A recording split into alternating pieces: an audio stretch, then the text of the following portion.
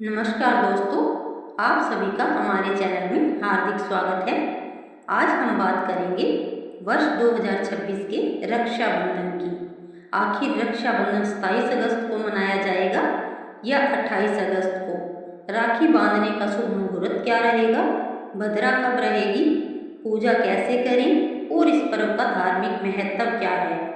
आज की इस वीडियो में हम इन सभी प्रश्नों के उत्तर सरल भाषा में जानेंगे, इसलिए वीडियो को अंत तक अवश्य देखें। रक्षाबंधन भारत के सबसे पवित्र और भावनात्मक त्योहारों में से एक है। यह केवल एक धागा बांधने का पर्व नहीं, बल्कि भाई बहन के प्रेम, विश्वास और जीवन भर एक दूसरे की रक्षा करने के संकल्प का उत्सव है। इस दिन बहन अपने भाई की कलाई पर रक्षा सूत्र बांधती है और भगवान से उसके सुख समृद्धि, लंबी आयु, उज्जवल भविष्य की कामना करती है। भाई अपनी बहन की रक्षा का वचन देता है और उसे उपहार देकर अपना स्नेह प्रकट करता है। अब बात करते हैं वर्ष 2026 की। साल 2026 में पूर्णिमा तिथि और भद्रा के समय को देखते हुए कई लोगों के मन में यह प्रश्न है कि रक्षाबंधन 27 अगस्त को मनाएं या 28 को। पंचांग के अनुसार जिस समय भद्रा समाप्त होने के बाद पूर्णिमा तिथि उपलब्ध होगी, उसी समय राखी बांधना सबसे शुभ माना जाएगा।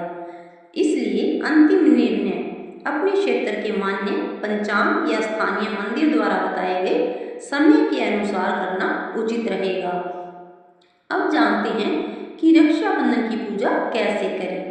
सुबह स्नान करके साफ और नए वस्त्र धारण करें। घर के मंदिर में भगवान श्री गणेश, भगवान विष्णु और माता लक्ष्मी की पूजा करें।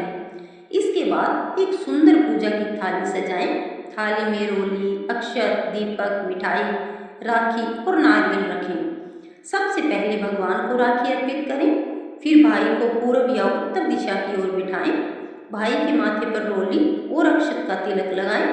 आरती करें। दाहिने हाथ की कलाई पर राखी बांधें और मिठाई खिलाएं। इसके बाद भाई अपनी बहन को उपहार देकर उसकी रक्षा का संकल्प लें।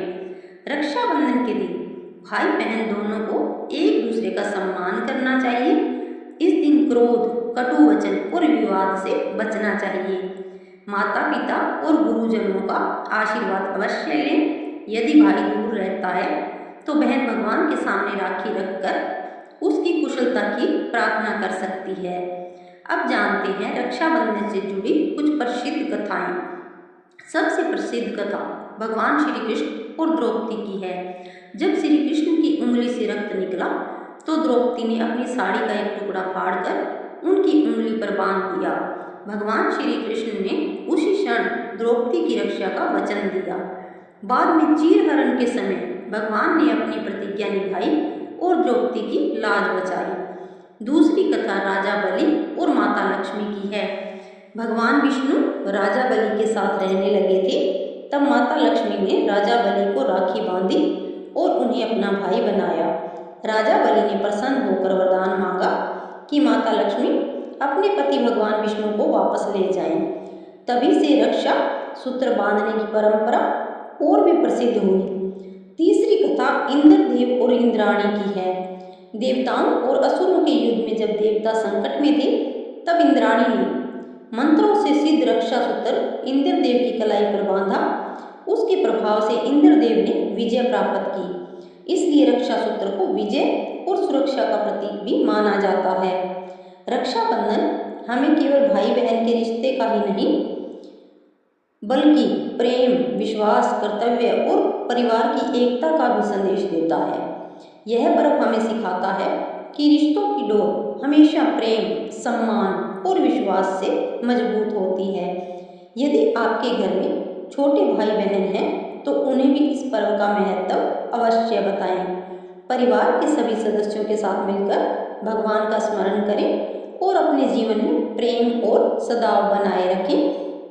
तो दोस्तों, यही है रक्षाबंधन 2026 की सही जानकारी। इसका महत्व, पूजा विधि और पौराणिक कथाएं। भगवान से प्रार्थना है कि यह पर्व आपके परिवार में सुख, शांति, समृद्धि और खुशियां लेकर आए।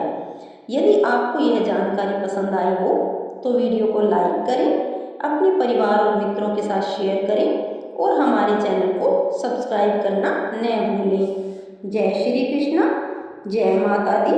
आप सभी को रक्षाबंधन की हार्दिक शुभकामनाएं।